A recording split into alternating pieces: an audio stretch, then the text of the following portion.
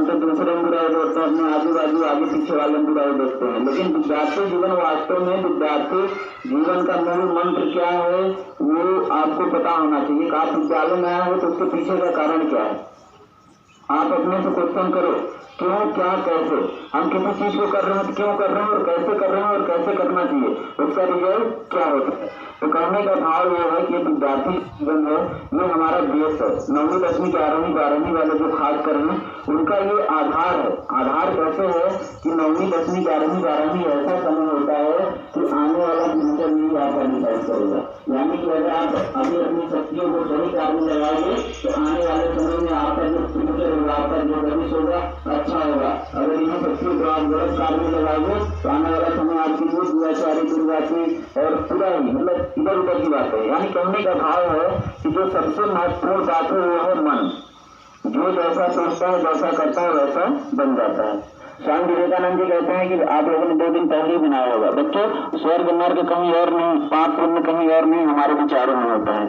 गौतम बुद्ध कहते हैं कि वर्तमान में हम जो है उसके कारण हमारे विचार हैं और भविष्य में हम जो रहेंगे उसके कारण भी हमारे विचार ही रहेंगे। यानी कि अगर आपका अच्छा होता है या आपका बुरा होता है तो उसमें किसी और का दोष नहीं, हमारा स्वयं का दोष होता है। स्वयं का दोष क्या होता है, क्योंकि हमारे अंदर इतनी शक्तियां निहित है तो हम उस शक्तियों को पहचान नहीं पाते और उसका गलत चीज में यूज करते हैं। और मेरा तो मानना है, सब लोग बोलते हैं ना पढ़ने के लिए हमको माहौल नहीं मिला, पढ़ने के लिए हमको वातावरण नहीं मिला।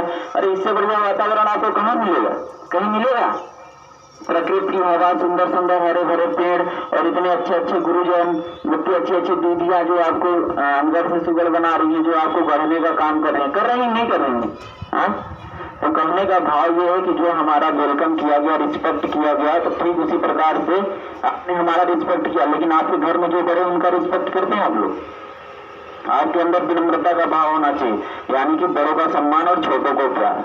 ठीक है, बड़ों का सम्मान कैसे करें, प्रणाम करके करें, ठीक है, उनसे अच्छी अच्छी बातें करके करें, उनको सीखने का प्रयास करें उनसे। और छोटों का सम्मान कैसे करें, आत्म दुलार के साथ करें, उनको अच्छी अच्छी बातें बताएं। हमारा स्वागत मिश्रा जी ने किया और हमारा बड़ा सौभाग्य रहा, कल मिश्रा जी के पापा जी का बर्थडे हमने दीपक के माध्यम से बनाया। तो बहुत बहुत धन्यवाद मिश्रा जी, आपने हमारा स्वागत किया और हम धन्य हो गए। धन्य इसलिए हो गए क्योंकि आप अच्छे होते, सब अच्छे बच्चे हो, ठीक ना। तो मैं थोड़ा सा आपको झकझोरूंगा अभी थोड़ा सा और आपको झकझोरूंगे। सब बड़े सीरियस हो गए है ना।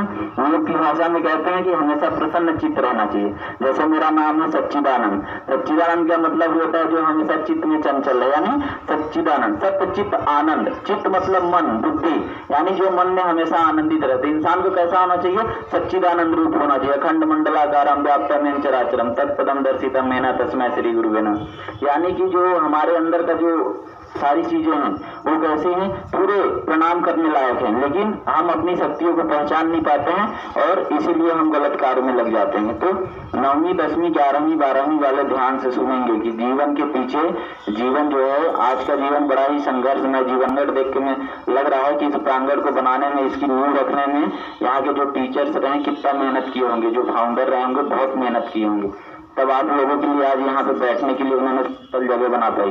उसके पीछे का संघर्ष देखिए। यानी कहने का भाव है कि उन्होंने अपनी शक्तियों को इस तरीके से उपयोग किया कि आपको यहाँ पे आप लिए बैठने के लिए बना दिया, नहीं तो वहां पे भी हम लोग नहीं बैठ सकते हैं। तो कहने का भाव यह है कि मानव जीवन में हमको संघर्ष करना चाहिए। इसमें 2 ही संभावनाएं, पतन उत्थान, ठीक ना, अभिशाप वरदान, पाप पुण्य, दुष्टता अच्छी बात है, सद्विचार दुर्विचार, यानी कि जो पूरा विद्यार्थी जीवन है इसे प्रतिज्ञा है।